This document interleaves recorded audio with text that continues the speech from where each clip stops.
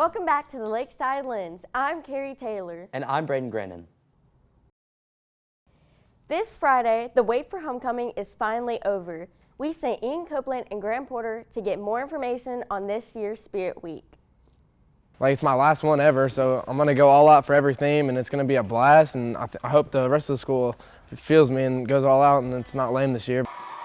As you can see, Robert, a student section leader, is ready for this year's Spirit Week, so make sure you're ready.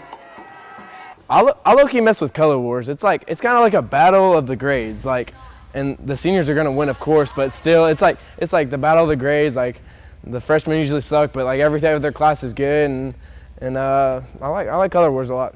Color Wars is always competitive for Lakeside.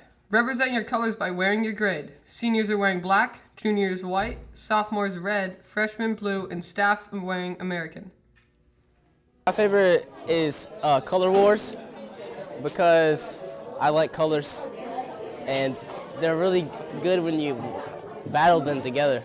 I like the country versus country club because we have a country club and Arkansas is pretty country, so it gives a lot of variety.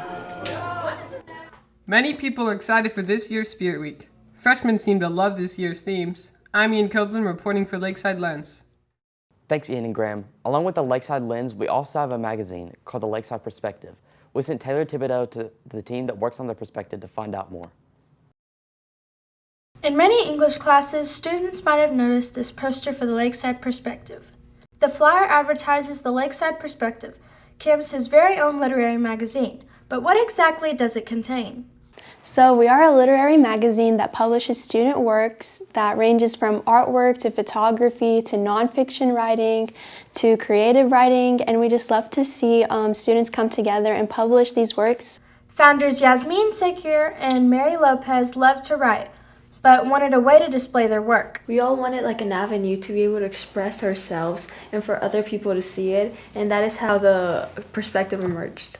Workers of the Perspective have found their place in the club for a variety of reasons. To obtain their goals, such as a better website, the team knows they need to advertise themselves, which took them into English class.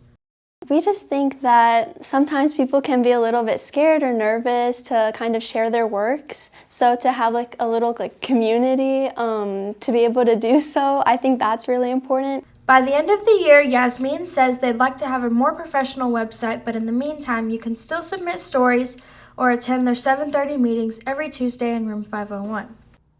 This week's homecoming game is ramping up to be an exciting game as the Rams take on the Texarkana Hogs. Beyond football, Lakeside's other sports have several upcoming events. Take a look.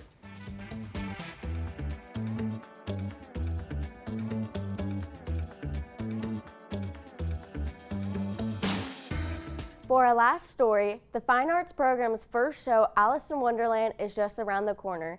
Braden sat down with the production crew to find out more. On October 18th, the Lakeside Theater Department will be hosting this year's fall show, Alice in Wonderland. This is the theater department's first all-junior high play. Here's how it's going.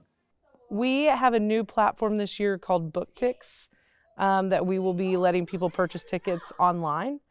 Tickets are $10. I had a difficulty choosing Alice at first. I was going in between two different shows, but ultimately I picked it because the kids here at the school seemed more excited about Alice in Wonderland. Ward says the biggest challenge is balancing two different casts since they also have other activities. And all their energy levels, because they are very entertaining to work with. There's a lot of moving parts in this show and trying to keep them engaged and invested throughout each rehearsal is a challenge. Ward says that she is excited about the two casts because they are different. You just never know what to expect. So I think that's what I'm excited about, is to see the audience reaction to the different casts. You can definitely see that the 7th and 8th graders are younger and they're learning. And then I have my 9th graders who are a little bit more seasoned, but everybody's doing really good. But I'm excited because we won't just have one opening night. There will be two opening nights. On Friday, it'll be the Mad Hatter cast with 7th and 8th grade. And on Saturday, it'll be the White Rabbit cast with the 9th grade. Watching them do their little ideas of characterization is funny because these kids have some crazy imaginations, some great ideas. So it's fun to see their progression leading into that and how excited they are. I'm Braden Grannon, reporting for the Lakeside Lens. And with that, we conclude this week's coverage of the Lakeside Lens. Remember to enjoy this Spirit Week, and we'll see you in 2 weeks with more news in and around campus. God bless and go Rams.